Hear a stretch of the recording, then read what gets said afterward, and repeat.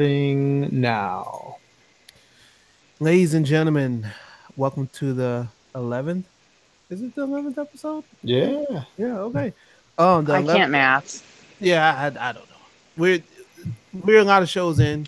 I am Patrick alongside Black Market Ivan and Val Capone. La Flama Blanca is running a little late, but she will join us in a tad bit. Ladies first, how are you doing? I'm super good. I'm staring at a pool with no lifeguards, and there's some roaring rapids of a waterfall across the way from me, and there's piped in cricket chirps and frog burps, and it's I'm at Disney World. I'm at the Wilderness Lodge, and it's goddamn gorgeous. Mm, mm, And mm, I'm drinking an adult beverage. I don't know what it is, but it's amazing, and it has the Luxardo cherries and whiskey. I'm really jealous because I would love to be at Disney right now, dancing with Goofy and things Oh like yeah. that. But there's always other times. I think I want to go to. You're at Disney World. I think I'm going to go to Disneyland shortly. The old ball and chain wants to go. So Oh, dude, um, well, you tell me when you're going. I'll make the trek because yeah, I love definitely, Disneyland. definitely. And Mr. Black Market Ivan, how are you on this splendid, cold, but kind of warm evening? Good. It's the end of the year, so in the retail world you have, PTO that you need to use or it doesn't roll over. So I had Tuesday, Wednesday, Thursday off, paid. So just Oh shit! vacation. So I'm relaxed. I'm feeling good, guys. I'm feeling good. Why didn't you meet me in Disney World? What the fuck, Ivan? I was gonna say shit. That's what I'm saying. What the So fuck? well, speaking of Disney World, um Val, I mean, obviously, it's kind of ironic. I mean, how about you give us the Chicago update? What's going on in Chicago in the next or in the past 7 days, in the next 7 days, but while you're on location in Florida? Is it really 39 degrees and raining in Lakeview right now? That's all I want to know. Yeah. Because it's Yep. 62 degrees and I have a t-shirt with the sleeves cut off. I'm sure you guys are shocked. No, I'm not shocked. I kind of think you were born that way. You just came out with a cut off Chicago Bears shirt. Oh, dude, I'm going to the game Sunday. I'm gonna get weird. Oh Um, man. One of my dad's really good friends who actually does lights for the Bears. He got me 4 tickets for my birthday because my birthday is January 2nd. Put it on your calendar. Scheduled Yes, for one birthday yes, party. yes, Nick Beard. So send everything that you can to Val, to the Nisei Lounge.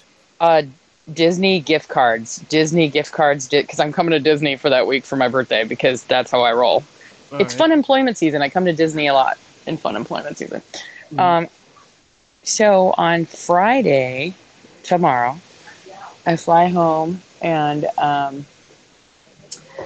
I'm flying home specifically because Freelance has a show, Too Legit to Quit. Hey, hey. And it is at Logansport Auditorium, which is at 2539 North Kedzie Boulevard. Doors are at 8 o'clock. Bell time is 9 p.m. So it's a nice later show. It is 21 and over, don't forget. There is a cash bar there. There's an ATM downstairs if you get in a bind. And there's still tickets available. You can get them at freelancewrestling.com or you can also get them at the door. GA is $20. Second row is 25. I don't know if there's any first row left, but if there are, they're $30. And honestly, this looks to be one of the, if not the best freelance shows in the history of freelance, in my opinion. Um, Okay. it's just, it's going to be amazing. Like, there's so many good matches on the card. So we have a scramble match. And unfortunately, Gringo Loco did have to step out because he's doing stuff with MLW. So in his place, we have the debuting for freelance wrestling, Lainey Luck. Very excited. Okay. She will be the only female represented in the scramble match of Chris Castro, Space Monkey, Eye Candy Elliott, my frenemy, Robert Ego Anthony, Mm-hmm. and Alex Olson. Please don't die. So that's going to be a killer match. Let me see what else we got. Oh, yeah.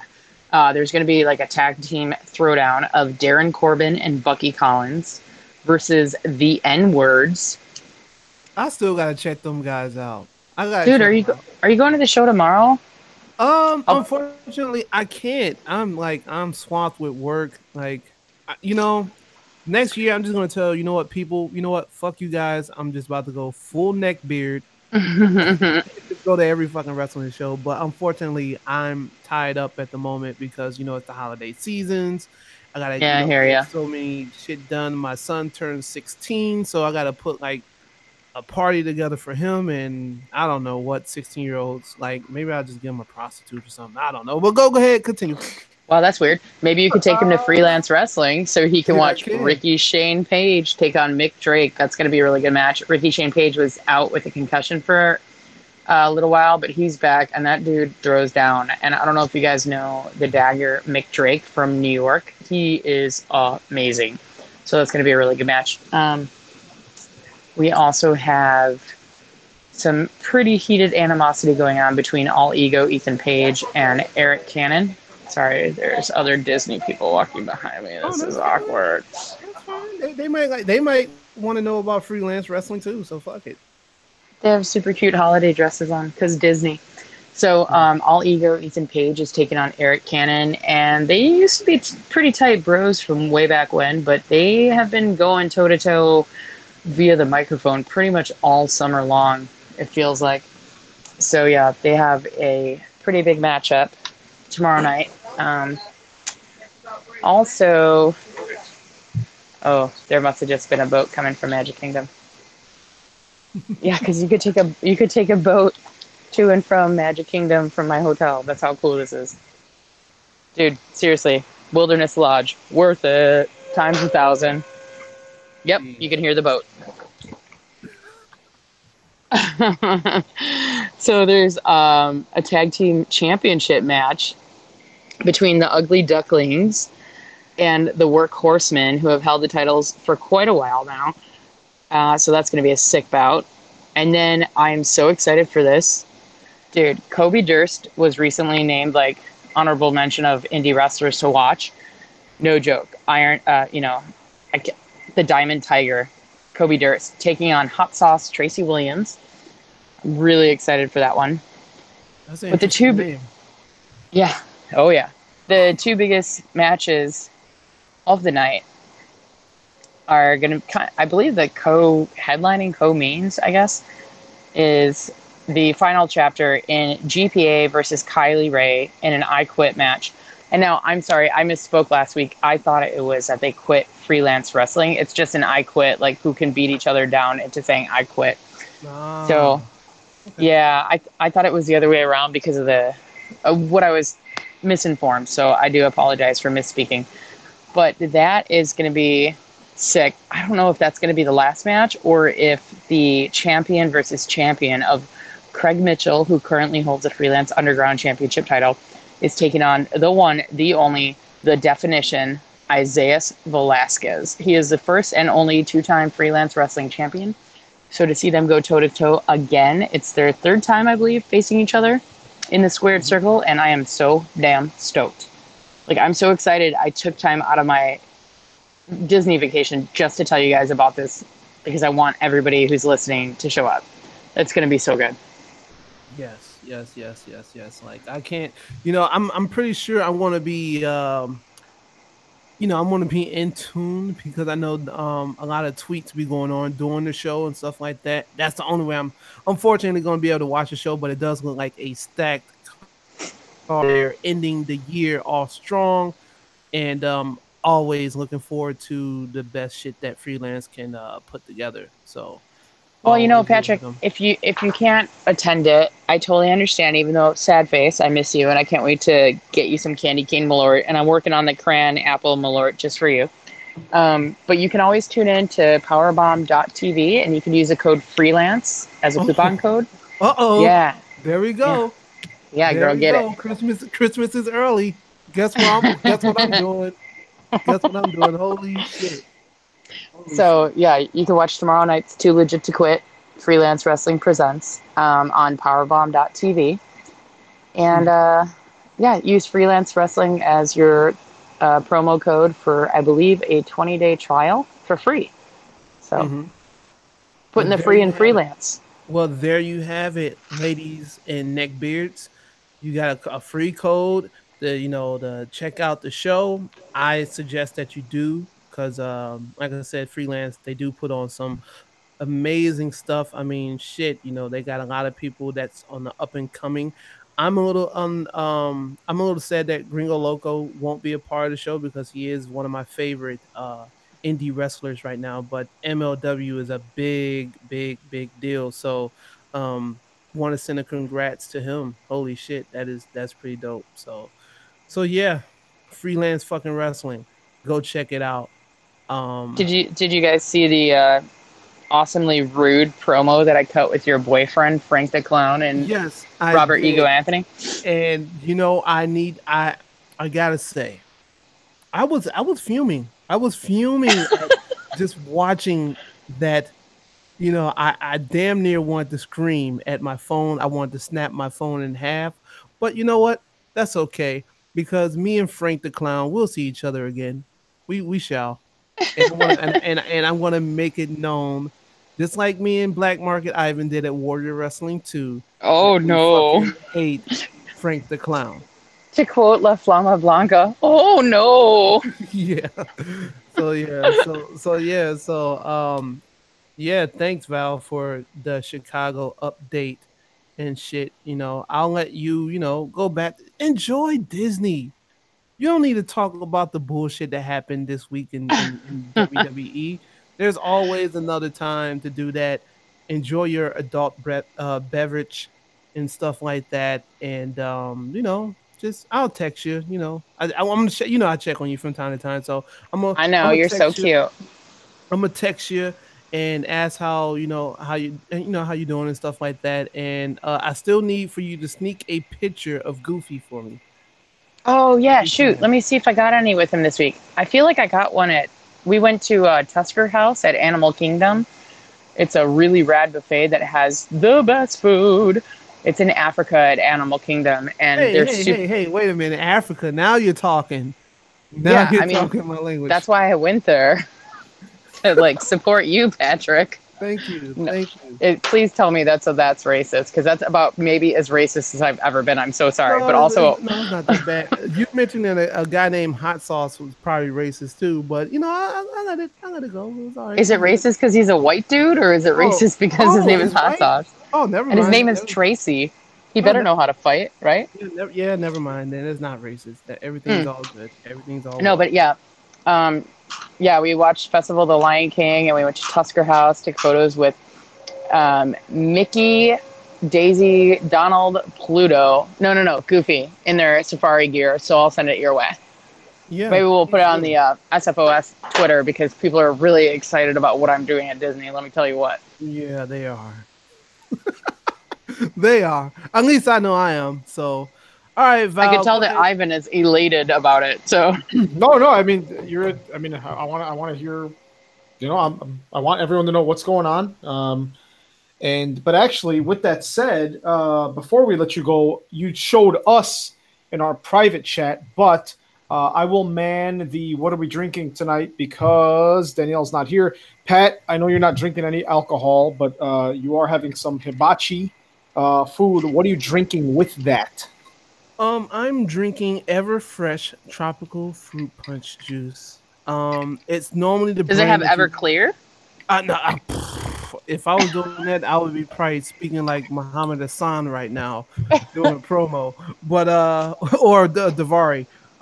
No, it's a brand that you normally find in like Dollar General, Dollar Tree, shit like Oh that. yeah, yeah. It's pretty good. It's only a fucking dollar. So that's what I'm Bargain drinking punch is tonight. good punch. Yeah, I'm out of mountain water, ice mountain. So I went with Everfresh tonight. So Nice. Yeah, I also consumed a lot of liquor this month, and especially these last few days. Me With too. Danielle. So I today I'm just doing Coca-Cola Zero Sugar, but I am gonna crack it open because that is a nice sound, oh and I'm man. gonna pour it in that cup right I can there. tell you today I had a Remy VSOP spice rum punch in France, and then I had cider and beer flight in Germany, and then I had an avocado margarita in Mexico, and then I had a jalapeno cucumber margarita also in Mexico, and then I had something else, but I don't remember because alcohol. And then I went to Abracadabar and had a lot of whiskey, and now I'm having a lot more whiskey. Boy, I wish I watched more wrestling this week because I would be hilarious. And that's what I drank today. Nice. What was your favorite? Well, what's next? What's next to drink? I don't know. I'm going to go to the other bar that's open till midnight, so it's 11:28 here in the Eastern time zone. I haven't seen a single wrestler this week, you guys. That's so weird. I normally see wrestlers at Disney. I didn't see a single wrestler. You know, that's wild. Yeah, because right, you're in Orlando, so normally a lot of people like fucking go there all the time. Shit, I know. Yeah, I normally see a ton of wrestlers here at Disney, and I didn't see a single one. So I'm sorry that I failed you guys, but I don't know. It's been a really good time, as you saw on my Instagram, which is @Valfonts. If you want to be super annoyed and watch 11 billion videos of me at Disney World, please do. Yep. There you go. There you have it. Shit. Thank you, Val, for joining us. Please go and enjoy yourself. Oh, yeah, that's the plan.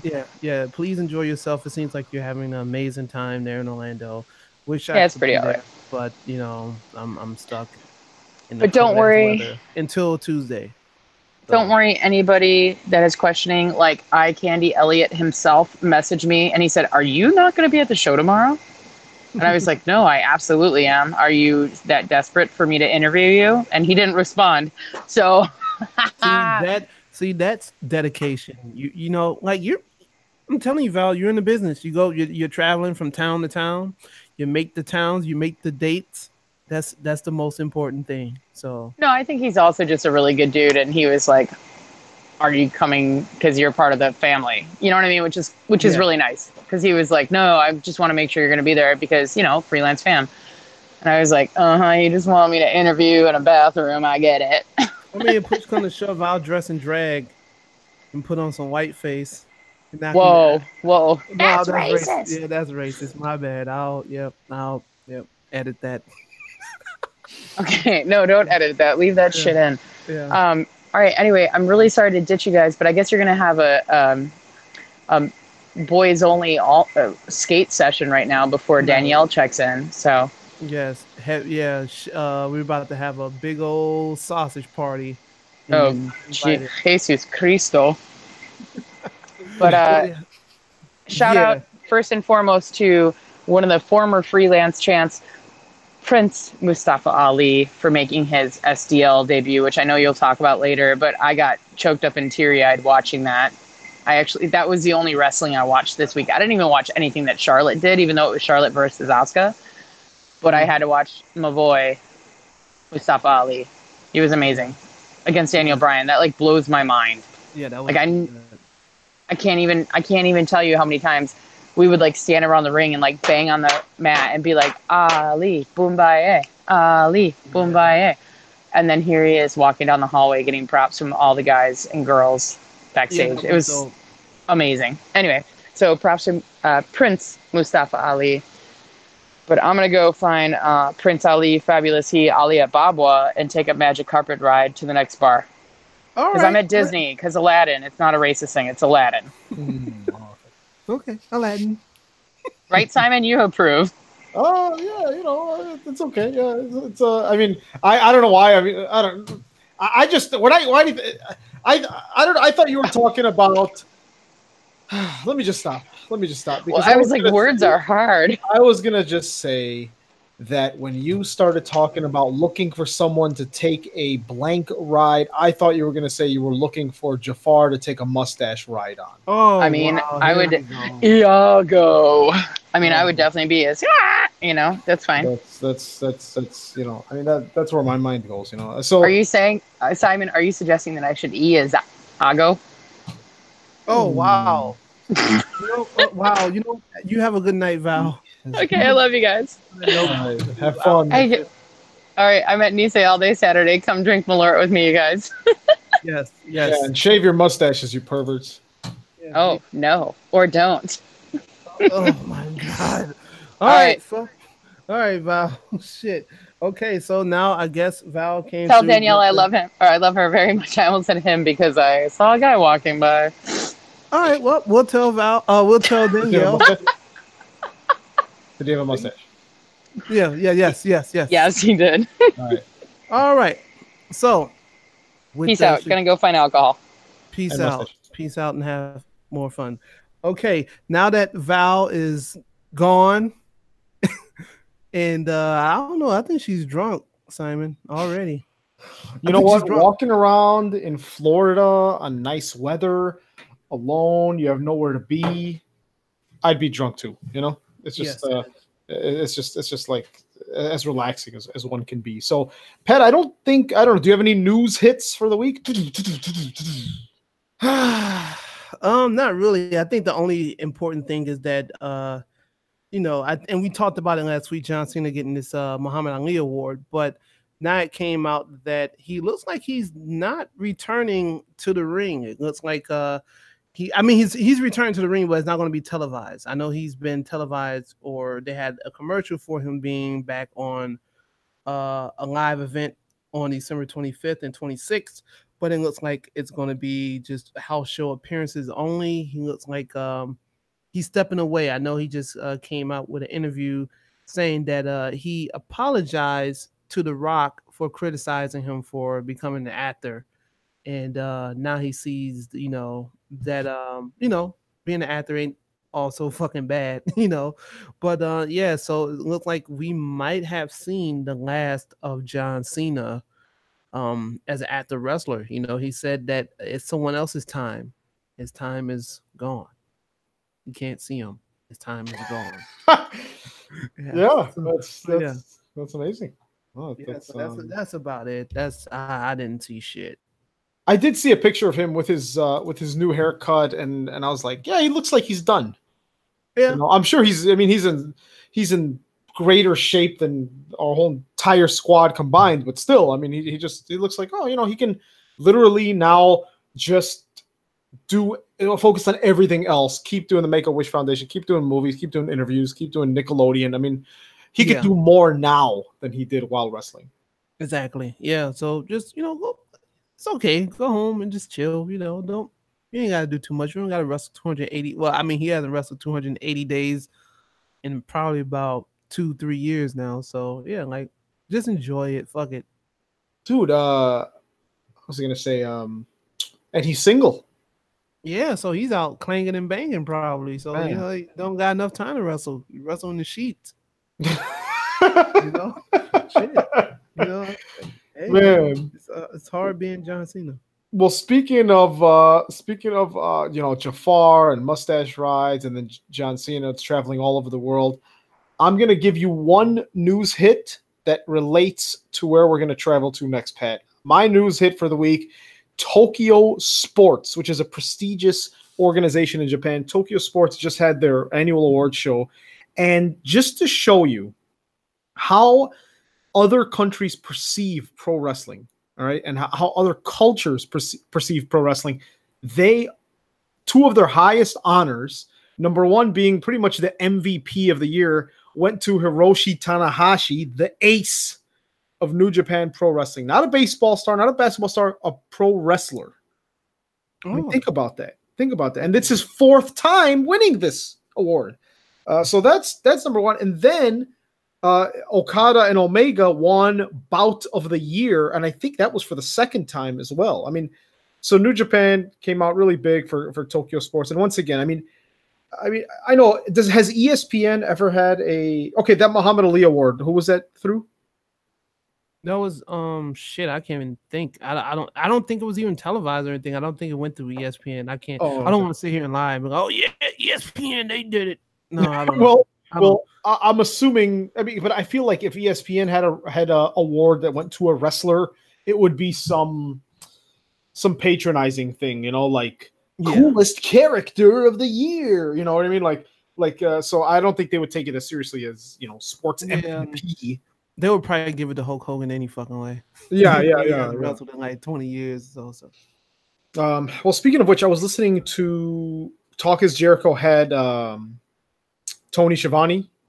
Yes. That's a great episode, and they were talking about Hulk Hogan's heel turn, and I was just thinking back to a few, back in WCW, of course, and I was just thinking back to a few episodes ago when we were talking about what if Hogan came back and just antagonized the crowd, like, I don't need to apologize to any of you brothers, And I was just thinking, and he still hasn't come back on television, and I'm still hoping that they'll lean into that. I doubt it. But I mean, they should at this point, with the Natalya thing, which I will get into later. I mean, why not? Fuck it, Well, and then speaking of which, we also talked last week about the Front Row Material podcast, the ECW one. So I started listening to that. And once again, I have a 1 hour commute to work and from work, so I have plenty of time for podcasts. The first episode, I had to stop listening to it because the quality was all over the place. And I know we haven't had a flawless track record, but the main guy, who is not an ECW wrestler, which is okay because everyone needs their Conrad Thompson pretty much, but he's not an ECW wrestler. His voice is like, "Hey guys, he's like right front and center." And then Jerry Lynn sounds like he's like taking a shower on a Motorola Razr V3, and then Mikey Whipwreck is like using a laptop. So the quality was so all over the place, I had to stop listening to it. Maybe it gets better, but. Yeah, we got to, what I've noticed with wrestling podcasts, the ones that start out, they normally take some time, unless they got like a great guy like a Conrad behind them, or I can't remember the guy that's behind Robbie E's podcast. I think he's also with Vince Russo as well, so they're pretty much on top of that shit. But there's been some podcasts like, for example, like MVP, when his podcast first started, which is now ended. But when he first started, it was kind of rough. But I think he spent the money that he needed to spend to get whatever he needed to get the quality up. But yeah, it takes some time. And I'm with you on that ECW podcast. I was listening to it, and I was just like, nah, I can't do it. Let me go to the Taz show. And I hate the Taz show now. Taz just comes off as bitter, like he hates everyone he's worked for. Yeah, nowadays he does. I feel like when it first started, it was he really loved it, but now it's kind of like he has another podcast as well where they talk like football and sports and shit, and I feel like the Taz show now is more like, let me just do this shit so the neckbeards won't get on my fucking nerve and me all day about wrestling shit. So I get it. Yeah, good. But no, I think Talk is Jericho has probably the best quality because he's usually in the same room as them. But yeah, good podcast, guys. Good stuff all around. So, with that said, guys, let's get on the plane. I don't have my sound effects this time. Maybe I do, but I don't feel like reaching for my phone. So, let's get on a plane together, Pat. I guess the ladies aren't coming this time, and we're gonna go to Japan after over an entire month. Okay, after over an entire month, and I'm stalling because I found it. And the official song that they play on New Japan Airlines, Pat, do you know what that is? I don't know. Refresh my memory. It's the official song. This is taking too long now. It's not going to be funny anymore. The official song of New Japan Airlines plays every time we're going to Japan. It's Careless Whisper. You just close your eyes. You're like, I'm ready for this 12-hour flight. And I'm ready to hear about New Japan. This song is very popular in the Asian culture when it comes to karaoke, and I know because my girl's Asian, so nice. So yeah, so they really like some George Michael. Oh, okay. We're gonna do karaoke sometime soon. Okay, so with that said, after over a month, the New Japan Pro Wrestling World Tag League 2018 has come to a conclusion. Right after we did our shows, actually this Sunday, it concluded. I'm gonna run over the results, ending with the winners of the World Tag League 2018. First, we had a 4-on-4 match. Manabu Nakanishi, Yuji Nagata, Satoshi Kojima, and Hiroyoshi Tenzan defeated the team of the Young Boys, Shota Umino, Ayato Yoshida, Toa Henare, and Togi Makabe. Then Another 4-on-4, Davey Boy Smith Jr., Lance Archer, Takashi Iizuka, Minoru Suzuki, all representing Suzuki-gun, and Killer Elite Squad defeated Chucky T and Beretta, the best friends, Jeff Cobb, and Michael Elgin. Fuck them. Then we had Sho, Yo, and Tomohiro Ishii defeating El Desperado, Yoshinobu Kanemaru, and Zack Sabre Jr. Shingo Takagi, Bushi, and Tetsuya Naito, all representing LIJ, Los Ingobernables de Japón, defeated Chase Owens, Yujiro Takahashi, and Hangman Page, a mix of old and new Bullet Club. Then we had Taiji Ishimori, Bad Luck Fale, and Jay White, the all-new Bullet Club, a.k.a. Firing Squad, defeating Kushida, Toru Yano, and Kazuchika Okada. Guys, high-profile matches. There's no other way to put it here. Then we had the Elite, Marty Scurll, Nick Jackson, Matt Jackson of the Young Bucks, and Kenny Omega, the IWGP Heavyweight Champion, defeating Ryusuke Taguchi, David Finlay, Juice Robinson, and Hiroshi Tanahashi, representing what's it called? Why am I forgetting what Ryusuke Taguchi's group is called? I can't remember. I'm totally blanking. Yeah. But anyways, a nice group there. Of course, Young Bucks winning with the Indie Taker. Then, number one contender match for the Never Openweight Championship. Will Ospreay and Taichi murdered each other, but Will Ospreay took the win, and he is the number one contender for the Never Openweight Championship. Then we had a Never Openweight Championship match in which Kota Ibushi took the belt from Hiroki Goto. So Kota Ibushi was victorious once again. Huge show, huge match. Then this is the match, guys. This is the match that we've been waiting for all these weeks.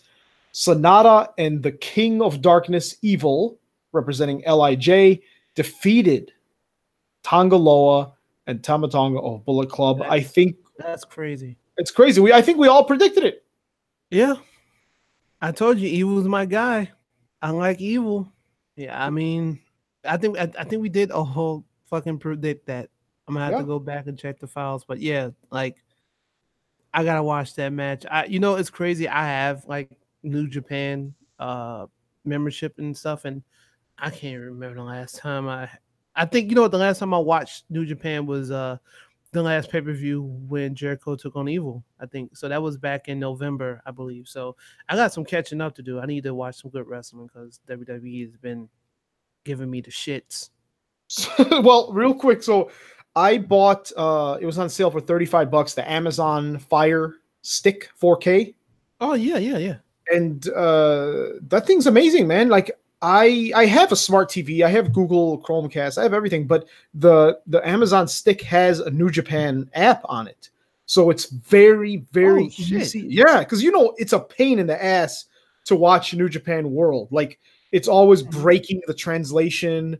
Like it's very buggy. It crashes. It kicks you out. It's hard to stream. You don't know if you select HD or SD quality because it doesn't really highlight one. So I'm like, am I watching the highest quality one? I don't know. So Amazon Fire Stick, pick one up, and dude, it looks like WWE Network on that thing. It looks amazing. Holy shit. Yeah. Like, because I have normally when I do it, I can't. All right. So first of all, I can't watch New Japan through my PS4, like through the browser. It just don't fucking work. No, the Flash doesn't work or whatever. Yeah, I can only watch it on the Xbox or whatever. So, maybe I need to. And it looks like get one of those, And you're watching it from the browser, right? The web browser. Yeah. Dude, it looks. I'm telling you, it's meant for a remote control on the Amazon Fire TV. I'll take a picture and upload it. But yeah, pick that up. It's amazing, guys. So with that said, I'm gonna segue right into the Wrestle Kingdom 13 card, and I'm gonna just update these every few weeks because this is in 4 weeks. All right, guys, a month from now. Real quick, all right. On the pre-show, real quick. I'm sorry, Pat. Did you watch any of this World Tag League? You said no, right? You said you haven't watched any of this. No. Okay. It's okay. It's okay. So Wrestle Kingdom 13, as of now, okay, this is going to be January 4th, 2019. On the pre-show, the never open weight 6-man tag team championship #1 contenders gauntlet match. Then and I don't know who's in that. I don't know if those people have been announced yet. I will be honest, I don't know. Then we have Kota Ibushi, the current champion, versus Will Ospreay for the never open weight championship. Will Ospreay just won the #1 contenders match. Kota Ibushi just took the belt. Guys, Kota Ibushi and Will Ospreay? That's insane. That's insane. That can be the main event in a few years. You know what I mean? Like, that's huge. Then we have the triple threat tag team match for the IWGP Junior Heavyweight Tag Team Championship belts, representing LIJ, Bushi, and Shingo Takagi versus Sho and Yo of Roppongi 3K versus El Desperado and Yoshinobu Kanemaru representing Suzuki Gun. That's going to be a good match. Then we've got Tomohiro Ishii, the current RPW, Rev Pro Wrestling British Heavyweight Champion, versus Zack Sabre Jr. Once again, the scariest looking, toughest looking Japanese man on earth being the British heavyweight champion. I mean, that's just amazing, first of all. But I think Zack Sabre Jr. needs that belt. I think he needs to represent Great Britain and win that title. Then, this is now, here's the match that this whole World Tag League was all about. So the current IWGP Heavyweight Tag Team Champions, Gorillas of Destiny, Tama Tonga, and Tanga Law, who just lost the World Tag League, are now defending their titles against Evil and Sonata and the Young Bucks, Matt and Nick Jackson. I mean, full-on Bullet Club implosion here, which this may be the last time these guys, the Young Bucks, fight in New Japan for the foreseeable future if everything goes according to rumor. What do you think? I mean, let me stop right here, Pat. I mean, is this going to be a situation where the Young Bucks win and take the titles to another company, or is it just going to be the year of LIJ? If that's the case, if they do win, let's just say hypothetically speaking, I'm pretty sure they probably worked out some type of deal with New Japan. If they're starting this All Elite Wrestling, I think they're going to have some type of partnership with New Japan. It makes perfect sense if they do it. Now, if they do drop the belts, then there's speculation that, they're going to end up in WWE. I still don't want to see those guys in WWE ever. I think they missed the boat. WWE missed the boat on that. And I think the Young Bucks, they make enough money to not need WWE. I think WWE needs them more than the Young Bucks needs them. Yeah. So, if they do keep the belts and they do take them, to another, Fed or whatever, it's going to be this All Elite stuff. And I'm pretty sure they're going to work out some type of thing where they exchange talent with Ring of Honor people and New Japan. I mean, look at the show being an Elite. You got SCU on there. You got, so you got Jay Lethal on there from time to time. So you have ROH guys on there as well. So it makes perfect sense. I think that's what's going to happen. Yeah. No, and I don't know, man. Like I said, I'd be elated to see them appear in WWE, but I also don't want that for them in any way, shape, or form. Yeah, they'll be wrestling the Ascension in no time. Oh, but I can imagine the Bucks taking the belts to their own company, and then whoever they want to be the next big baby faces, let's say LIJ, even though they're evil and bad and monsters. Imagine LIJ talks about these foreigners took our titles to another company. We're going to go get them back. And they travel to the United States, take the titles back, come back to Japan as heroes. I mean, that's instant babyface status, Yeah, so, that's true.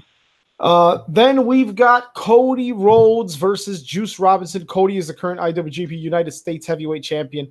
He may very well lose that title as well, because he is, as of this week, for Final Battle, Ring of Honor Final Battle is done with Ring of Honor once again, according to speculation. Yeah. So this may be his last time in New Japan as well, man. I mean, once again, Wrestle Kingdom, the day after Wrestle Kingdom, I think it's called New Year's Dash, is like the Raw after WrestleMania. I mean, it's the start of all new storylines. So he may very well drop this title. However, I don't see them giving it to Juice a second time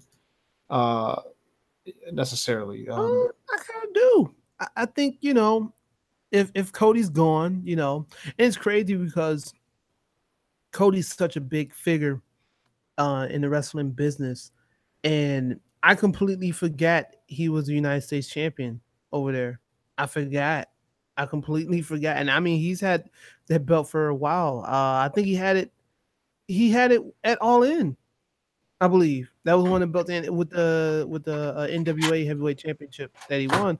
But yeah, I completely forgot Cody Rhodes had the belt, and I know that they were doing a little thing. They were kind of playing off of Juice being one of Dusty's kids, and Cody actually being the actual son of Dusty. I wonder if they're gonna bring that back up into play or whatever. But I think they might give it back to Juice. Juice been doing a lot of good shit, and I can tell you right now, Juice Robinson is not going back to WWE no time soon after all the shit he's taught this year. So yeah, well, and you know what though, he is like New Japan. He is 100% New Japan. Like who he is now is born and bred New Japan. So yeah, he could be their guy. Like he could be their Kenny Omega. Like the next Kenny Omega. In terms not necessarily in talent, which he is very talented, but in terms of like being that babyface American guy. Yeah. And I'd be shocked if he wasn't trying to learn Japanese, because I can imagine him joking around and, flirting with the ladies in the crowd in Japanese. Yeah, I can see that. Yeah. Next, Kushida, the current IWGP Junior Heavyweight Champion, faces Taiji Ishimori. I love both of these competitors. I think this is going to be amazing. Will Ishimori take some New Japan gold that's not tag team gold, Pat? I don't know. It's a tough one. I know. And we'll loop back to it. Like I said, this show's a month away. So we'll loop back. Then we've got what they like to call special match, which means there's no title on the line, but it's just a feud. Switchblade Jay White versus Kazuchika Okada. We talked about this last time. This is a huge stakes, because Okada brought Jay White into Chaos, and Jay White was saying all along, hey, I don't care about Chaos. I'm not loyal to Chaos. I just want to win gold. He won the U.S. title under Chaos, lost it. Now he's the leader of Bullet Club. I think that's going to be great. And I want to pause real quick at this spot, at this juncture, to welcome La Flama Blanca. Hello. Hey. I have arrived. Finally, one sober white person on the podcast. That's great. I can grace all your ears with my annoying white girl voice. Yes, awesome. It's perfect. You're good. Danielle, are you drinking anything? Probably not. I literally just sat down with a banana, an orange, and then a cat. Yeah, Bruce leaped into my lap. Wayne. And I'm trying to open up the dock and just get through the settling in, because I literally just walked into the door. I walked in. Yeah. Kick off your shoes, sit back, relax. We're here. Yes, I believe you guys have been holding down the show and making sure. Oh, I'm sorry. That was beautiful. I haven't had time to warm up my vocal cords, so I might sound a little rubbish, but I will make sure when it's my turn to speak, I will be eloquent for all to hear. Well, Danielle, why don't you just listen to me finishing New Japan Wrestle Kingdom 13 preview, because we have Chris Jericho, the current IWGP Intercontinental Champion, defending his title against Tetsuya Naito. Oh, that's going to be good. Okay, so I love everything about this feud, but have you guys seen the promo that Naito released? It's really dumb. No. It's a really dumb promo. Yeah, it's just not good. Naito's the leader of this crazy cool group, and he's just like, I think he said something along the lines of like, well, I'm Chris Jericho, and what In kind English of or in makeup? No, in Japanese? Japanese. And if Okay, okay. I need makeup, what kind of makeup will I wear? This like just weird like Naito is so much cooler than this promo. I'm just disappointed in it. But yeah, you guys should definitely watch it. He's wearing like blue makeup, like mocking Jericho. But Definitely will. As a makeup artist, I always admire the amateur artist that Jericho displays his work of art. So I will definitely check that out ASAP. nice. All right. And finally, Hiroshi Tanahashi, who we just said won the Tokyo Sports MVP of the Year, is facing Kenny Omega for the IWGP Heavyweight Championship. I don't believe he's ever held this title. I may be wrong. I think he's been Intercontinental Champion. I don't believe he's ever been this. Are you sure? I'm not. I'm not sure. I'm not Okay. sure. But this, once again, I really strongly believe Omega will drop the title to Tanahashi. And then I can very clearly imagine Tanahashi versus Okada at Wrestle Kingdom 14. I think that can definitely build for an entire year. Oh, absolutely. Because how many big, quote unquote, pay-per-views does New Japan have? Like 4? I think about 4 or 5. Then a lot of other like long tournaments. And then last but not least, New Japan revealed what they're calling the third pillar. Oh, I thought you were going to say third eye, and then my mind went in the gutter because then I thought of a dick hole. And No, that's third leg. oh, The third no, eye is on the third leg. the third eye, the the pee hole? The third eye is on the third leg. What? So I'm sorry, I have to bring the part 2 of the dirty talk to the show. Okay, I can't believe it. Danielle hasn't been on air for 5 minutes and she's talking about dick holes. I can't believe it. Jeez Louise. So hey, we got to get the listener Yeah, so you numbers up. dick holes, please subscribe to Schedule for One Fall. well, I can talk about dick holes all night, people. the third pillar of their U.S. expansion Third dick hole. will, typically they've had only in the Cow Palace, right? Was it San Francisco or whatever? Yeah. Now they're going to have one in Charlotte, North Carolina, Oh, cool. at the Grady Cole Center. It's going to be called New Beginning USA. Wow, they really know how to pick the name of the venue. Yeah, and one of them's going to be January 30th at the Globe Center. So that's cool. I would like to go to a New Japan show in the States.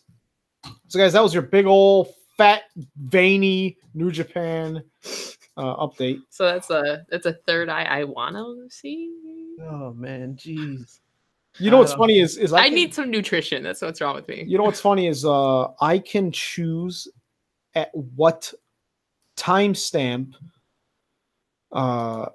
ads play on our podcast. So you're gonna put an ad right over the dick hole? I mean, right over what I just said. Well, I could choose the timestamp, and typically I put it right in the middle of the show. Okay. And this is the hour mark. So yeah, it would be like, yeah, dick holes, and then it'd be like Blue Apron is a great place to get your food. Your meal kit.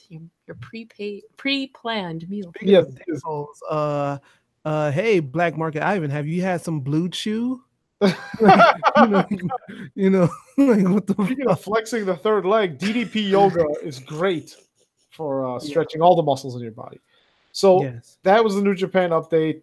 Thank you guys. Thank you guys for chatting about it. So Danielle, you're currently peeling an orange, so you probably don't want to do NXT just yet. Oh, I can talk and peel. Okay, your hands I'm a multitasker. No, you're not even gonna be able to look at the Google Doc at the moment. No, So, I have it right all here. right, okay, all right. You know what? But if I hear any orange peeling, I can. You got it. hit us with NXT. Let me rapid fire. Should I eat this now or wait? I guess I'm gonna wait. Oh Jesus. Okay.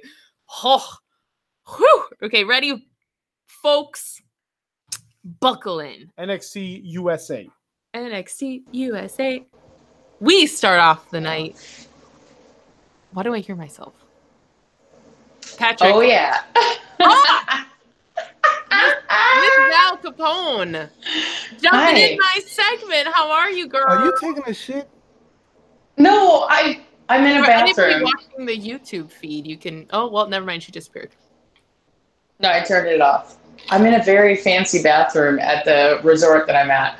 But I was listening to the podcast, and I love that when Danielle joined the broadcast, Dick Holes was the main one. Yeah, I don't know. I don't know what the hell's going on. This show. Hey, I gotta. We have standards, and I like to keep those standards real low. We do? I like the standards in the gutter with the trash. That works. So Well, I'm trashed, so I'm gonna go home to my room and go to bed. But I just want to say hi, Danielle. I love you. Bye, Danielle. Bye. Okay, Val, that's bye, fine. Val. And please remember to wipe twice. oh my. Oh no, I already did. And I'm actually gonna go upstairs and shower right now. Calm down, neckbeards. Also, by the way, Simon, Minoru Suzuki Capone and Snack Baber Jr. Stop butchering their names. Snack. You know what? I'm gonna put that in the doc. I think there is the hashtag. It exists. It is existing on SFOF Twitter page. You two gotta make that thing. Y'all gotta make that a thing. Have I all think the women. We will. Oh, totally. We got And the men. Whoa. There it is. That the sound, the lovely sound of the flush. Was that? No, I'm in the bathroom by the pool because there's a lot of people at the pool. And apparently I walked past the motion sensor of the toilet and it went off. It's perfect. Pat, leave it in. Don't edit that shit out. Yes. Literally, don't edit the shit out. Nope. Staying You'd in. swear I was married to Kurt Hennig because I'm Mrs. Perfect right about now. That is crazy. Holy. Well, Val, thank you for hopping on. I'm going to talk a little bit about NXT. I hope you're enjoying the Disney World. What? Okay, thank you. All right, yeah, I'm going to sign off again, and I'm going to listen to you creeps because I'm a creep. All right, good night. Love you. Bye. Bye. All right. So, NXT USA. We start out the night with EC3 defeating Bobby Fish. And then I'm going to rapid fire through my segment, okay? You guys, you'll have to listen to me for just a brief moment, and we'll just move on with the night. Okay. After the match, the Undisputed Era jumps in the ring. They start beating the shit out of EC3, and then Heavy Machinery's beautiful, bodacious bodies come running to the ring and save the day. Next match, Birch and Lorcan have a rematch against the Aussies, the Mighty, because for some reason we needed to revisit that. I don't know. Birch and Lorcan are amazing, but, you know, it was a pointless match. We find out Simon's ... question mark. I don't know if he's a fan or not. Lacey Evans is the second contender in the Fatal 4-Way. She got that slot in a live event. Pause for commentary. Was it just Lacey Evans in the arena? You know what? I unfortunately did not attend this live event since that is not recorded or televised. So let a fan who was at this specific event at Black Market Ivan and let him know if she was what do you say? What do you say she does? I don't know. I mean, sometimes, you know, if you bring family into certain things that they have no business being in, you know, one can say you're prostituting that family member for likes on the Instagram. Oh my God. And so if you were to take a 5-year-old innocent girl who should just be at home playing with her Barbies, not having her face on Snapchat, there it is. one can say that she's doing such a thing. So I hope it was just Lacey Evans in her athletic capacity and not any young children, because I will call DCFS. But she might give you the woman's right. I won't say anything to follow up with that. I literally say nothing to follow up. Well, we follow up with that announcement with the third inductee to this Fatal 4-Way. Is that the right word? Mm-hmm.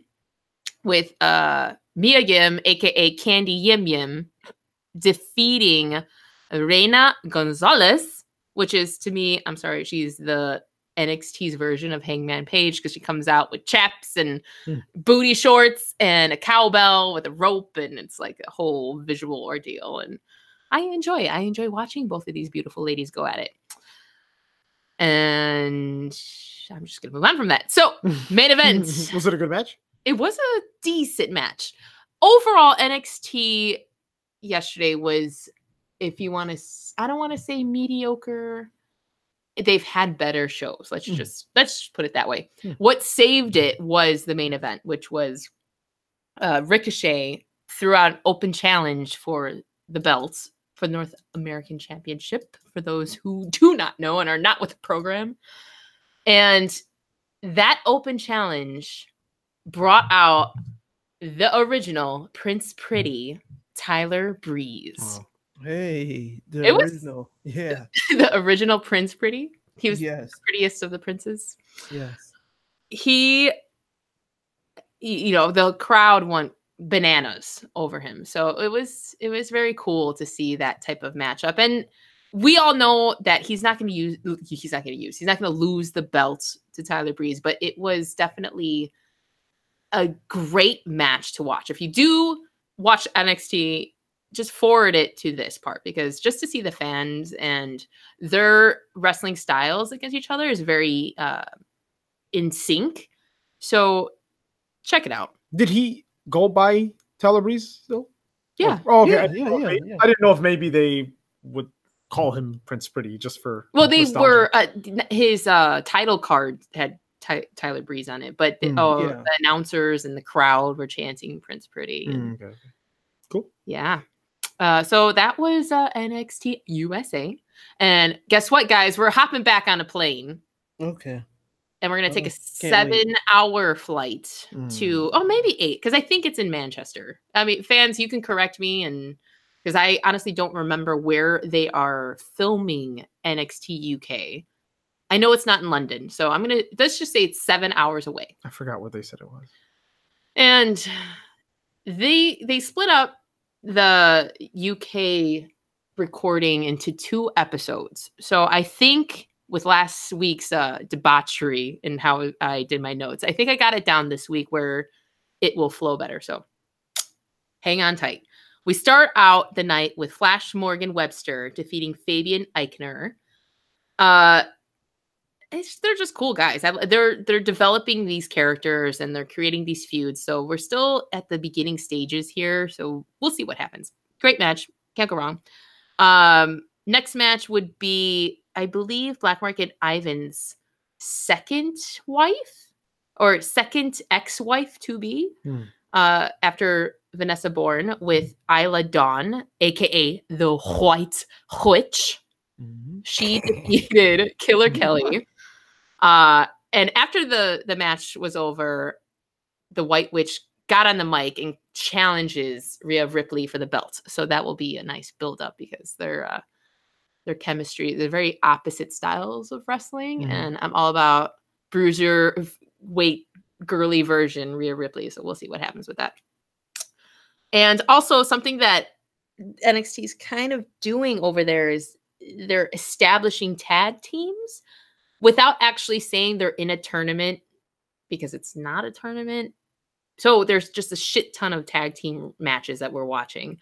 And the first up is Zach Gibson and James Drake defeating Kenny Williams, which to me is the British version of Kushida, and Amir Jordan, which I really love that he embraces his heritage and his music and his dancing. You can definitely tell he's from India. Oh, cool.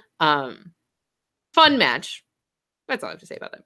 And then we close out part 1 of NXT UK with Joe Coffey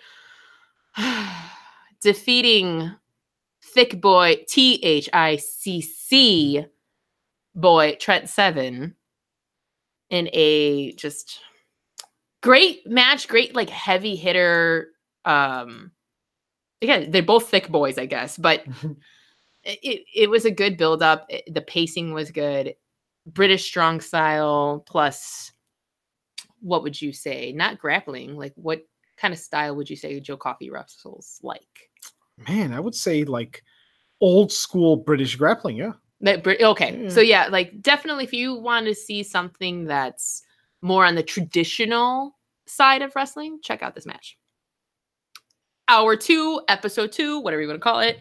We start off that episode with Gallus, which is the two other parts. That doesn't make sense. Of the Coffee Brothers. No, that doesn't make sense either. Pat, just edit that all out and make it sound good. Mark Coffey and Wolfgang, and they defeated Ashton Smith and Ligero. So there's a bunch of things on Twitter and on the YouTube with these promos of Ligero and Ashton Smith like going off about them. And they're good promos. I like the way they're shooting them. They have a very again, Guy Ritchie stylistic promo setup, and it's good. I enjoy it. Next we have Joseph Connors defeating Jack Stars. Again, character development, building stories. We'll see what happens. Then we have the ladies up with Ginny defeating Zia Brookside. I fuck up her name every time, but correct me or don't correct me. I don't really care. And then the main event, heavy hitters, cannonballs. Cannonball? No, it's cannonballs. What? Dave Mastiff. He probably has cannonballs. Hey. Oh, you got children listening to this podcast. Oh, they better not. They better just. You better forward through my segment. Defeating Eddie Dennis. That, y'all, is NXT UK from December 12th, 2018. Well, shit. Thank you. You're welcome. Thank you. Holy shit. I'm gonna continue eating my orange. So how about we fly on back. We go back in time again to Raw, which was where? I don't know. I thought it was in the notes. It's not. I think it's in San Diego. Oh, we went back like 14 hours in time. Oh man, Great. I'm tired.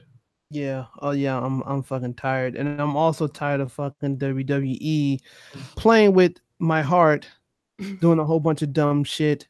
We started out the show where Seth Rollins. Well, first of all, WWE, you're fucking stupid for changing Seth Rollins' theme music. It still has, it's pretty much the same, but it keeps repeating "Burn It Down." It's like someone's in the back just pressing a fucking button, queuing up the "Burn It Down" like every fucking 40 seconds. So it sounds pretty dumb. I think they should have just left it that one time at the beginning of the music and that was it. Anyway, he comes out, pretty much blames all of the hardships of Raw on Baron Corbin, pretty much saying that the show sucked, which we all know. And challenged him to a match. Baron Corbin says no. He calls him a coward. You know what? Fine, we'll have a match tonight, and it'll be for your title. Blah blah blah. Whatever. Who cares? Out of nowhere, fucking Bobby Roode and Chad Gable become the new Raw Tag Team Champions. Defeating. Yes, they defeated AOP and Drake Maverick in a 2-on-3 handicap match. No, that's fucking dumb. Now, I get it. I understand. The first thing right now to just fix this whole bullshit is Drake Maverick just needs to concentrate on being the GM of 205 Live. Don't even, AOP doesn't really need managers, and how do you give them one of the greatest managers of all time to Drake Maverick? No offense to him, but Rockstar Spud is not a fucking manager. I do like the fact that Chad Gable is now wearing like the shit that Bobby Roode is wearing, so he doesn't have the singlet anymore. So they're becoming a team, whatever. That's dope. So they're the new Raw Tag Team Champions. Great. A low point for me, Natalya and the Ruby Riott segment. Don't get me wrong, I'm a big fan of getting heat, especially if you're a heel. But I just feel like they're just going, like, how much Jim the Anvil Neidhart shit can you put into this feud? Like, the 1 week it was the glasses, and she was crying for that, and now now Ruby Riott has a Jim the Anvil Neidhart table, and she threatened to put Natalya through that during their table match, so she can be closer to her dad than she's ever been. Tell us. Look, you know, we grew up watching the Attitude Era, so yes, we've seen a lot of tons of shit. You know, we saw a guy fucking threatening to cut off Val Venus' dick. You know, so the third leg? Yes. Choppy, you're PP. That was not racist. Yeah, that is what the guy said. Oh no. He did not make that up. Yes. So, you know, but I just feel like, you know, and I get it, Vince McMahon, he always smells dollar signs when, you know, someone dies or some tragedy, you know, and the only person he really hasn't done that with is Roman Reigns. But, you know, like because you know, he's not dead yet, okay? Yeah. Oh, yeah, that's true. Yeah. And you know, we hope that never happens. Yes, let's not put that out there. Yeah. We'll live forever. Yes, forever. Puppy pound forever. Puppy pounds forever. Yeah. So yeah, I just didn't get it. You know, and I'm pretty sure Natalya probably approved of this feud and like, hey, you know, my dad would probably like it, but you know, he wouldn't mind. But it's just, I think it's just too much. You know, the last time I felt like this is when WWE had a program with Rey Mysterio and Randy Orton. And this is probably the time, I don't think either of you was watching wrestling at the time, because this was during the Ruthless Aggression era.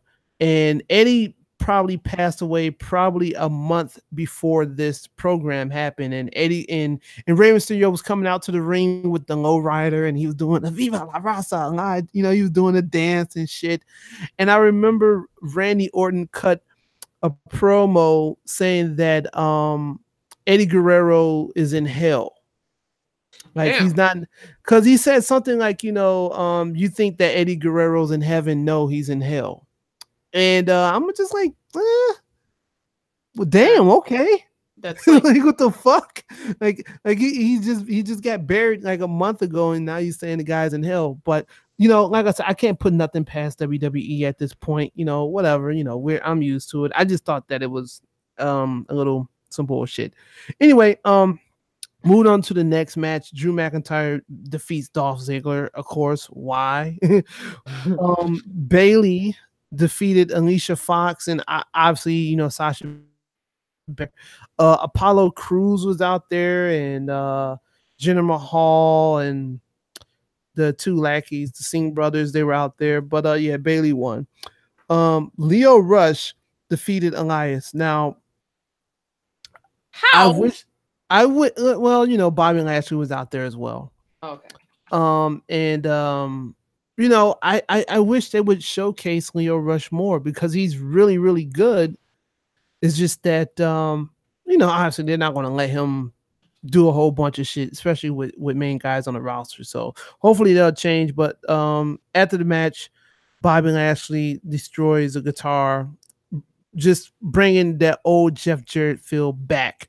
Amber Moon, who I completely hate because of her pants, defeated Tamina. And there was a promo where a horrible promo, and look, I know it's a women's promo, but like the Nia Jax promo was horrible. And because Nia Jax doesn't know how to talk, you know, and you know, I know she's riding the whole break your face thing, and I get it, you know, I get it, but yeah, it was, if you haven't seen it, just, I'm pretty sure it's not on the Hulu version. Probably not on YouTube. It's probably not on YouTube. It was just horrible. And then we go to Seth Rollins defeating Baron Corbin in a tables, ladders, chairs match to retain the Intercontinental Championship. So he will face Dean Ambrose at TLC. I forgot he was throughout the show as well, with his fake Bane outfit or whatever. I don't know what he's doing, but yeah, that was Raw. Pretty much sucked. But then we go to SmackDown. Now, I only watched the first 20 minutes of SmackDown, because it was announced on Twitter that Mustafa Ali would be taking on Daniel Bryan, and I thought WWE got hacked. I thought someone hacked their fucking Twitter, and I couldn't believe it. And I remember I came into our private chat like, "Yo, like what the fuck? Mustafa Ali's fighting Daniel Bryan tonight on SmackDown," you know, and I kind of figured, I didn't figure it would happen with Daniel Bryan, but I kind of figured he would get somewhat called up because he's been putting out these amazing promos that he's been doing on his own. He's very active on his social media. The perfect baby face, you know, he has, you know, people sending him shit all the time, people drawing him all the time. Like he's a great positive role model for WWE. And to be crazy, like he's a great role model, but he's not white, you know, so that's even better, you know, like awesome. You know, and he's not painted like a Muhammad Hassan or a Daivari or a Jinder Mahal. Like you know, he's one of the first guys to kind of break that stereotype. But yeah, great match between him and Daniel Bryan to kick it off. Obviously, Daniel Bryan comes out, cuts a promo saying that he feels bad for calling the WWE Universe sheep, because the sheep don't deserve to be compared to people, because people suck. And that's very true. I agree with this. And I like this new vegan Daniel Bryan. Like he reminds me of just like almost pretty much every vegan I know. Like very entitled. Yeah, and I think he smacked, if I can remember, he smacked Mustafa Ali because he drove an SUV. Now, if that doesn't get a fucking match going, that's it right there. But Daniel Bryan won. It was an amazing match. Definitely the match of the night for me. So then after that, we had a rap battle between the Bar and the Usos. You know, it is what it is. It is what it is. You know, you mean it is what it is, meaning it's dumb. Yeah, it was dumb, but it was entertaining as well. And I'm glad that you know, I hate when I need to get off topic for a minute. I hate when these old ass fucking wrestlers, and I'm talking about Animal from Legion of Doom. You know, he made this whole like rant a couple days ago saying that the Usos need to pretty much stop acting black. Oh, he said like, oh, they should be acting Samoan, right? Yeah, they should be Samoan. So he wants them to come out barefoot with bones around their fucking necks and just being like the Head Shrinkers 2.0. But did he like miss their face painting phase? Yeah, he definitely missed that. You know, he thinks that they're trying too hard. You know, I like the way they reinvented themselves. Yeah, I think like no one. That's actually them. Right? Yeah, exactly. Like it's them. It's like that's who they are. You know, and you know, they grew up in Oakland, San Francisco, and you know, I'm there a lot, so I see the culture there. Like that's what it is out there. So, fuck him. He's an old fucking hag, and you know, whatever. So yeah, that was you know, I guess it was entertaining. You know, it was a little. It wasn't better than the first rap battle with the New Day and Usos, but it was okay. Anyway, at the end of the battle, the fucking Bar beats the shit out of everybody because you know they're the Bar. Shane McMahon and The Miz. I don't get these two. They're like new best friends or whatever. Miz has been carrying around the that fucking trophy that they gave out during the Blood and Sand thing, and he wants to form a tag team with Shane McMahon, and they took on some local talent called the Vegas Boys. I don't recognize these two indie workers, but through the worst punches, fake punches I've ever seen in my life, followed by the worst overflow DDT I've ever seen in my life. So shout out to him on that. And then so at the end of that, I guess Shane McMahon won and they pinned the Vegas Boys, and there was like a whole thing backstage where I think they were promised money or something with Paige or whatever. I don't remember because I didn't fucking watch it. I don't Randy Orton comes out, cuts a promo. Rey Mysterio comes out and attacks him with a steel chair. Marvelous. So I guess they're gonna have I don't know what type of match they're gonna have, like I'm guessing a chair match or some shit. I don't know. The next match was Rusev and Jeff Hardy defeating Shinsuke Nakamura and Samoa Joe. I would never know. I don't know what they're doing with Nakamura. I don't know what they're doing with Nakamura and Samoa Joe. He just can't catch a break. And then we close out SmackDown with the women. Asuka defeating Charlotte Flair via DQ, but that was because Charlotte Flair pulled out the kendo stick, started going crazy. Then Becky was out there and she got a kendo stick and started going crazy. And then Asuka got a kendo stick and she started going crazy. And it kind of, that ending kind of reminded me of some old school fucking Raw shit, just to go out with a bang and kind of leave a cliffhanger, like, oh shit, what they're going to do next with this match. Like, looks like it's going to be pretty fucking good. So that was SmackDown. All right, 205 Live. Buddy Murphy defeated Grand Metalik, and Cedric Alexander defeated fucking the 205 Live Buff Bagwell, Tony Nese, and that's 205 Live. Really, not much to fucking talk about after that. Really, it was only those two matches for 205. Yeah, that's it. And you know what? I'm not upset by that, because hopefully, with Mustafa Ali coming up to 205 Live, maybe that can open the door for other guys from 205 Live to come up. And I wouldn't be surprised if they just stopped 205 Live to be, and just put them on Raw and SmackDown anyway. You already got the Lucha fucking house party on Raw every fucking week. Why not bring up Mustafa Ali, bring up Buddy Murphy, bring up Cedric Alexander, TJP. Those guys are good in the ring. And I will say one thing, seeing Mustafa Ali fight Daniel Bryan made Daniel Bryan look like The Rock. Like, Daniel Bryan was way bigger than fucking Mustafa Ali, but I think maybe that's what they need to do, especially if Daniel Bryan's going to have that title for quite some time. If he doesn't defeat AJ at the next pay-per-view, they can bring up some guys that's kind of smaller to kind of make Daniel Bryan look bigger, but that's pretty cool. So that's all that happened this week in the land of WWE, which fucking sucked. Well, guys, let's hope,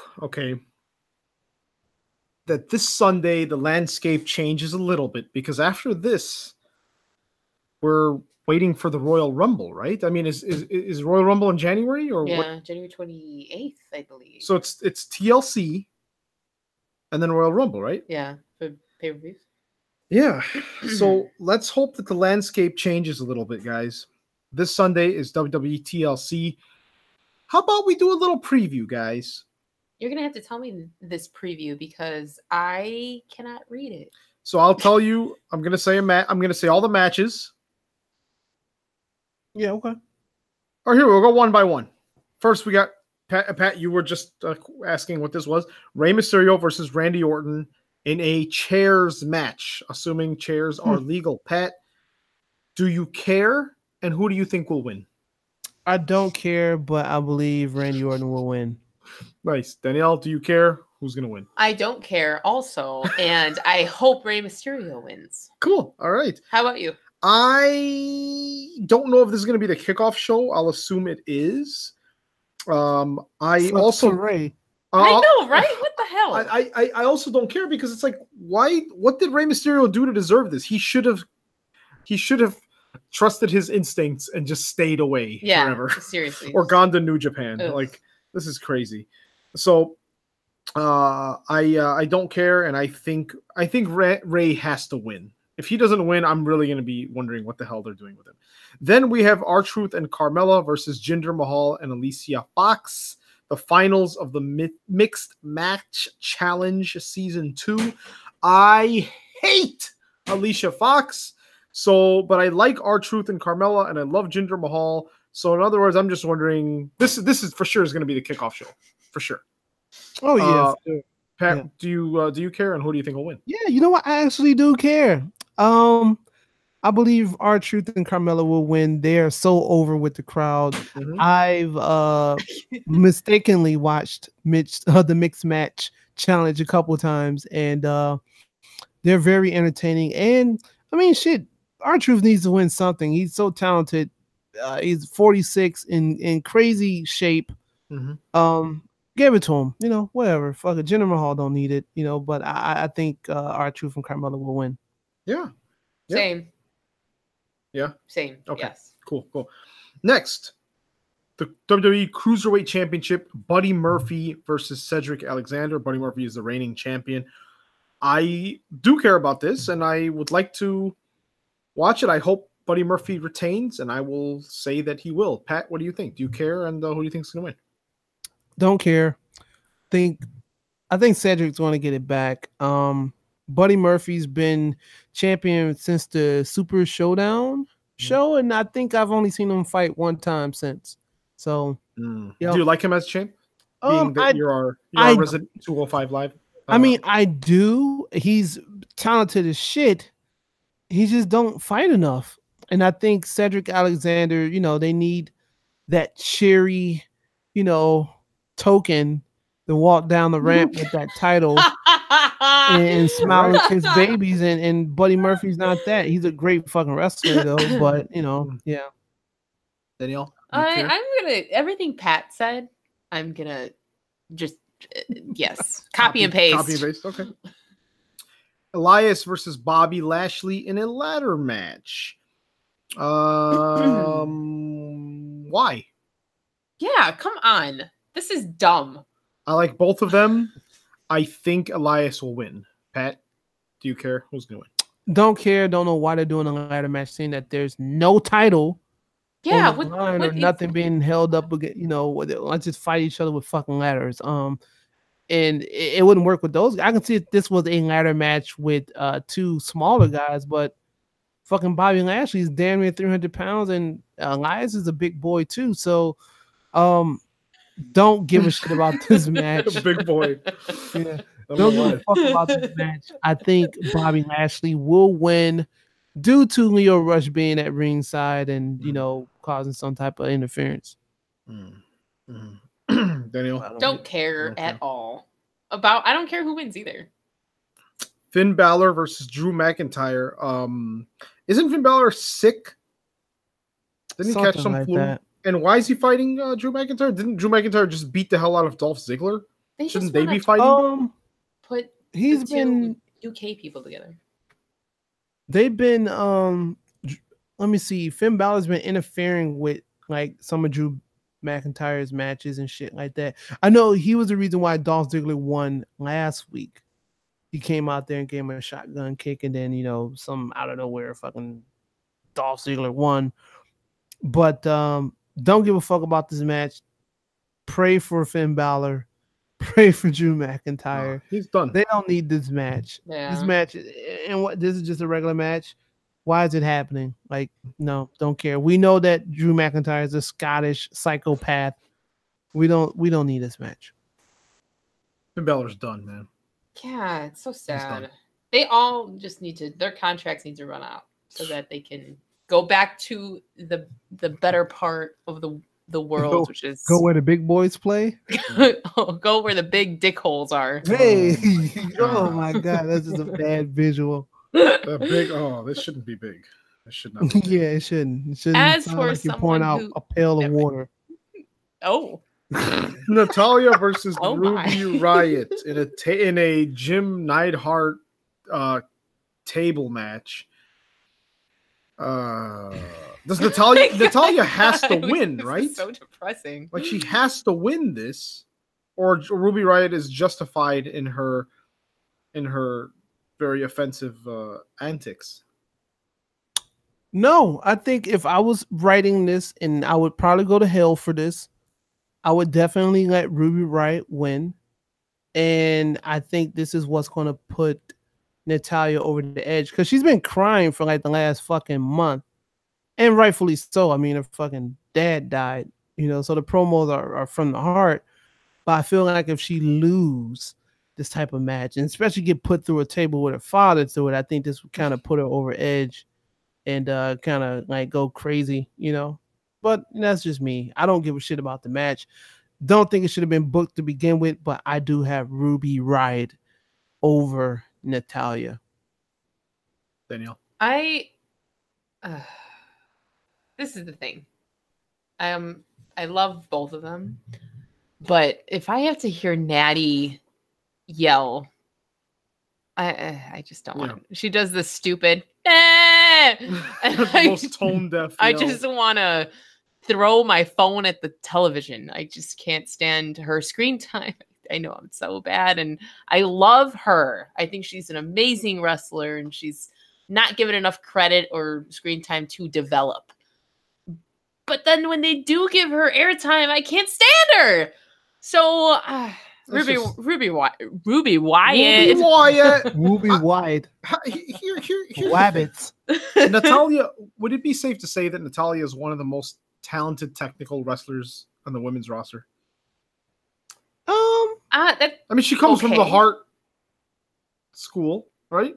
She's just WWE bred. So no, but you don't think she's like up there in terms of ring wisdom? No, oh yeah, you're right. Yes, yes. She knows to the rest of the roster what to do. Yeah. So okay. So why? Like they don't need a storyline for her like this. Yeah. At all. Like they don't need a story for her.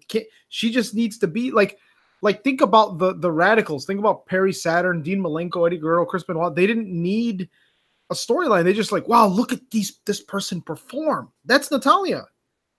That's Ruby Riott, right? Yeah. So I don't know. Then the Bar versus the New Day versus the Usos SmackDown Tag Team Title Triple Threat match. This is not a table, ladder, or chair match. It's a pancake match. I don't know what that means. Is that a real thing? Are you serious? Nope. Just kidding. But they probably will have pancakes. Ew. I don't even know who the champions are. The Bar? For the Bar, yeah. Who? For the 19th time. Do you care, Pat? And who's going?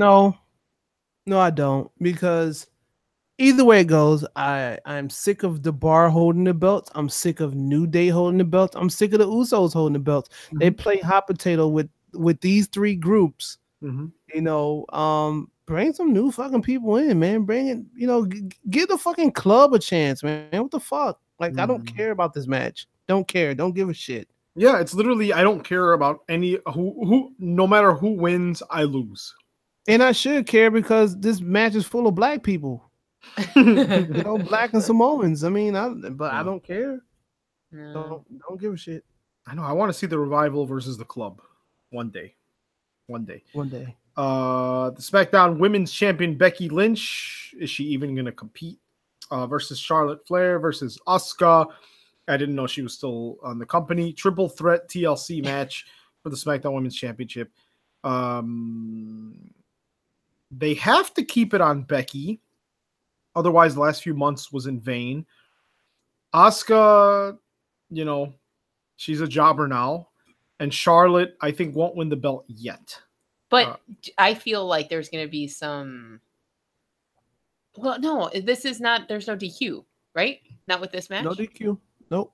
Okay, so she's going to just whoop the shit out of everybody. Like Charlotte. There's going to be something like it's going to somehow... Someone's not going to get up kind of thing. Like... This is... The belt will be hanging? Or not? I don't know. I forget the rules. Does this mean that they just use tables, ladders, and chairs? Or does this mean that the belt will be hanging and they have to climb and get it? I actually don't know. I think they have to get it. I think they have to climb up and get it. I mean that's a TLC match. You gotta go get it. So then Asuka can win, and Charlotte and Becky could continue their feud without a belt attached to it. True. Yeah, but I feel like you know what that might because I forgot the women. They got the Royal Rumble coming up as well. One of those two could win it and face off against Ronda Rousey, which is crazy. It can go either way. We can see we did see Charlotte versus Ronda already at Survivor Series. And I think people are now interested in Becky Lynch versus what's her name? Ronda Rousey. So it can go either way. I can see Asuka winning this the title this time. And like you said, it could they can continue their feud without the belt. Well, speaking of her, we got Ronda Rousey, the current Raw Women's Champion, versus Nia Jax. Didn't we see this match already? Yes, we did. And was it well? So I don't know. Pat, do you care? And who's gonna win? No, I don't care. Danielle, who do you care? Who's gonna win? I don't care either, and Ronda Rousey's gonna win. There's still more matches to go. There See what you is, did to- unfortunately, Like, there is. I don't even want to keep going, and I'm not even watching it. Like when I'm watching it, imagine this is like the 4-hour mark here. Braun Strowman versus Baron Corbin in a TLC match. I actually would like Baron Corbin to win because I like him and I like everything he's doing, but it's not going to happen. So I don't care. I care. I think Baron Corbin will win. We need some type of evil anarchy to keep ruling the Raw universe because you know, for some reason we need like some evil authority figure. I can't remember the last time Raw had like a positive. No, well, Mick Foley was there for a little bit, and Angle as well, but they were still kind of lackeys to Stephanie McMahon, so they really couldn't have their way like they wanted to. And Baron Corbin's doing a great job as a shitty boss. Like no one wants to fucking work for him. Except fucking Drew McIntyre. But yeah, I think Baron Corbin wins. Because I think Braun is still hurt or injured, quote unquote. I know he just had surgery on his elbow, and I know they're trying to win. I want my match against Brock. I don't think they're ready for it yet. I think that'll be a WrestleMania moment. So I'm gonna go with Baron Corbin, and I see Braun winning the actual Royal Rumble to get his match with what's his name? Brock? Yeah. Danielle, what you got? What you got? I don't care at all, and I hope Baron Corbin wins. Like his speech on Raw, like okay, everyone's talking about the Seth Rollins, all the stuff he was saying. They're calling it the next pipe bomb and all this stuff. The whole time, I was looking at Baron Corbin's face, and I'm like, man, poor guy. He's being insulted so hard, and it looks like Baron Corbin is accepting what Seth Rollins is saying, right? He's like looking, he's listening. And then as soon as he has a chance, he completely takes everything that Seth Rollins said, throws it out the window, and then gives him an ultimatum. As someone who's worked in retail for 19 years, I know the corporate attitude, the HR attitude is literally Baron Corbin. Like this guy must have had a job in retail, must have had a job in corporate before wrestling, because he completely embodied that. Like he embodied the corporate attitude better than Vince McMahon did back in the Attitude Era, because it was realistic. He speaks very eloquently. Like, so yes, Pat, bottom line, I agree with you. I think he needs to win.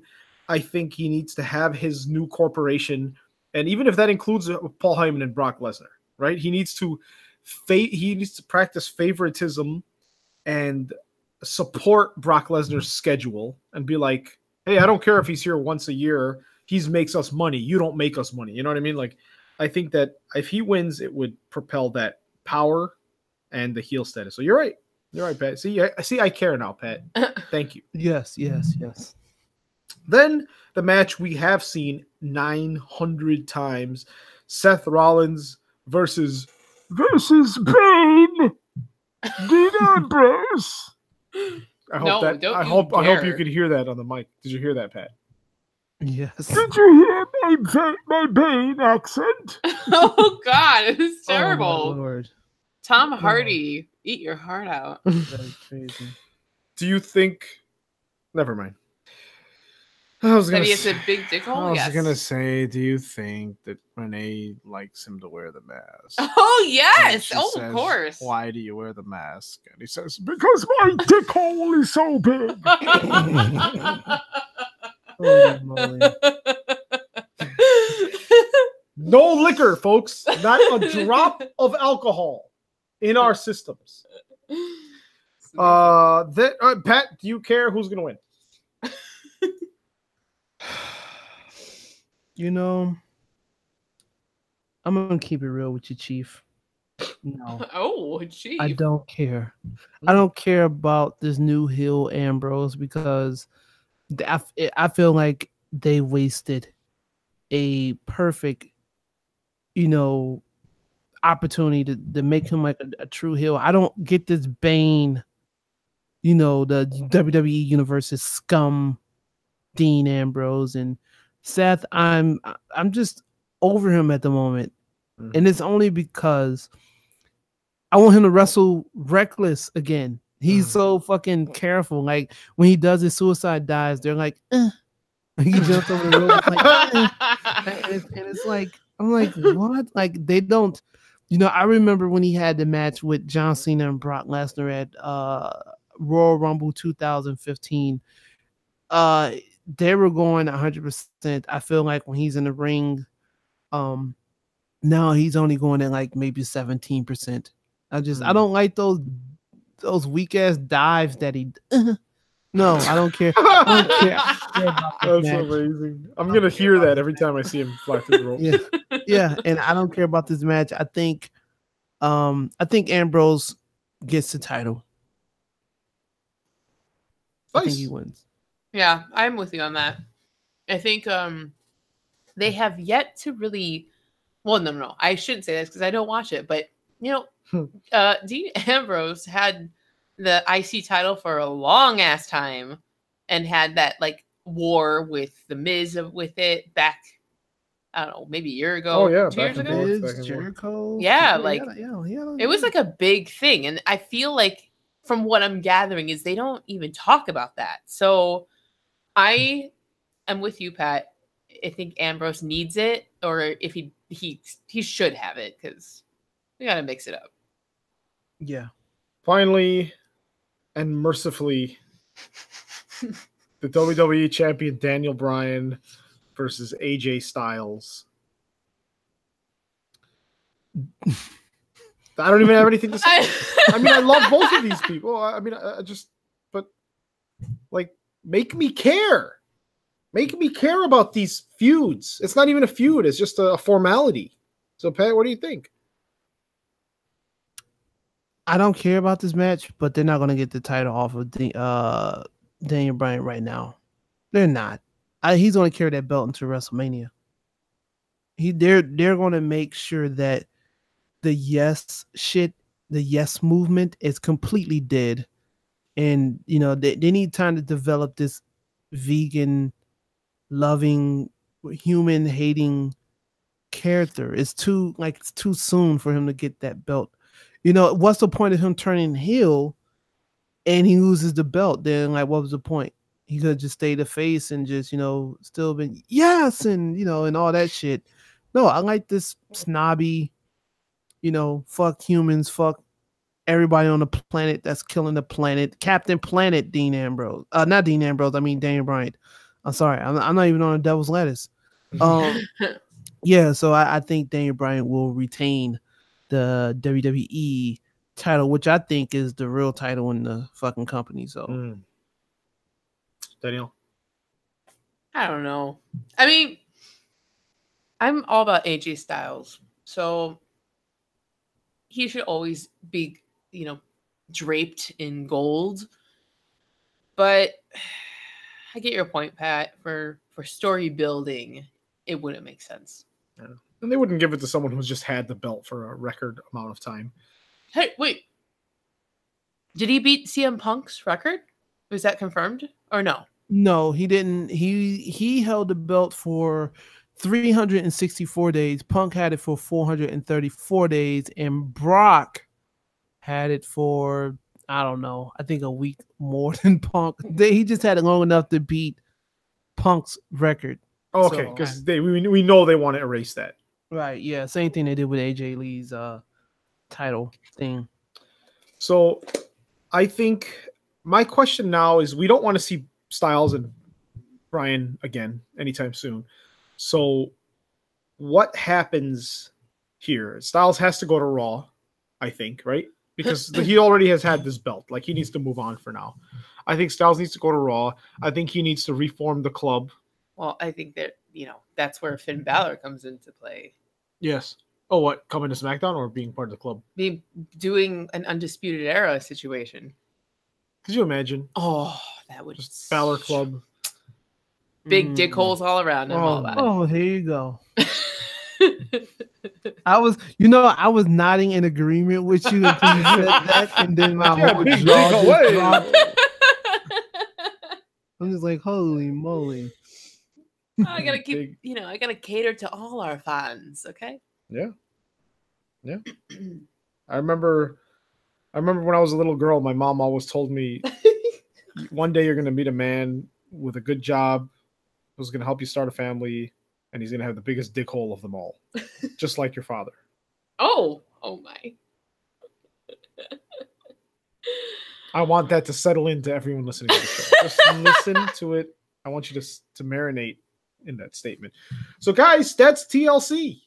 That's WWE TLC, not WeLC. That was a few years ago. Even though we're talking about Wees, this is not WeLC. This is TLC.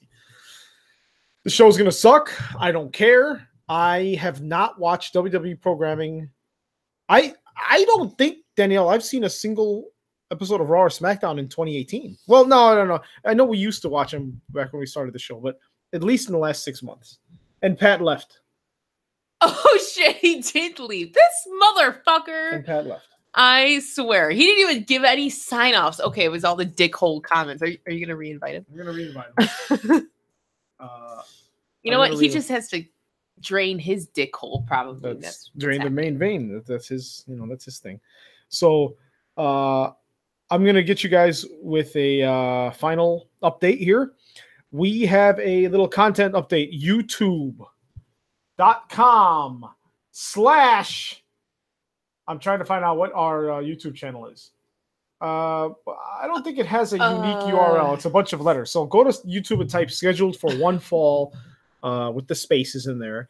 And we have a lot, or go to scheduledforonefall.com. Pat, that's all the dickhole talk. I know. But real quick, we're just giving people an update. Go on scheduledforonefall.com. There's a link to our YouTube channel. We have 2 hot viral videos right now. Okay, we got one of them. Smoking hot. We've got a top 10 list.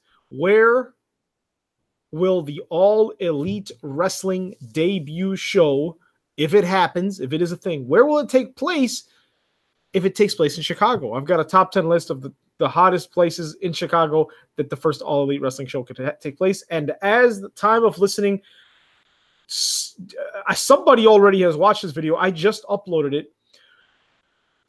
And Danielle, you haven't even seen this. I just got done editing it and uploading it. So in 2019, New Japan Pro Wrestling is going to have a huge hole, not the hole, just a hole from where the Elite are no longer going to be if the Elite leave. So with LIJ in the forefront, well, they're going to need some new talent. They're going to need some hot feuds. So I'm thinking they need a 5th stable in New Japan comprised of Latino wrestlers. And I'm giving you the top 10 Latino pro wrestlers from around the world, not just Mexico. I'm talking Puerto Rico, Cuba, Brazil, everywhere. The top 10 Latino wrestlers that should go to New Japan Pro Wrestling in 2019. It's a great list. You get to see my face. You get to hear my voice. And you need to imagine how many inches in diameter is his hole. So watch the video. Scheduledforonefall.com. Pat, thanks for coming back. It was a great episode. Thank you so much. We'll see you guys next week. We'll see you guys on December 20th. For episode 12. Oh shit, that's right. We do got a podcast next week. No, you know what? Oh, you're gonna be out of town? Yeah, I'm going to. I wonder if I can smuggle my mic on the plane. I don't know. If you can't, then I'll do it by phone or some shit like that. I'll phone in my appearance like that. Okay, I'll we'll let you guys know. I forgot. We'll figure it out. And then the Yeah. week after that is 2 days after Christmas, so we might be able to make it. But let's see. Pretty much we have 3 episodes before Wrestle Kingdom 13 and Warrior Wrestling 3. So guys, have a great evening. Thank you, Pat. Thank you, Danielle. Thank you, Val. Thank you all. Yes. TLC is gonna suck. Mark our Yes, words. it is. And I came back, then you don't gotta curse me out. I have fun editing my bitching you out. I love it. Oh, well, have a good night. Happy whatever day of the week it is that you're listening to it. And I love you all. And I can't find the soundboard, so I'm just Is there stalling a for dick time. hole sound effect? It's not. There's not a dick hole. Oh sound my effect. lord! What would that even sound What's like? the point then? Have a wonderful night, guys. Oh, Pat's gone. Fuck you, Pat. I love you, but fuck you. Pat, I'm never gonna dance again. Guilty feet have gotten a rhythm.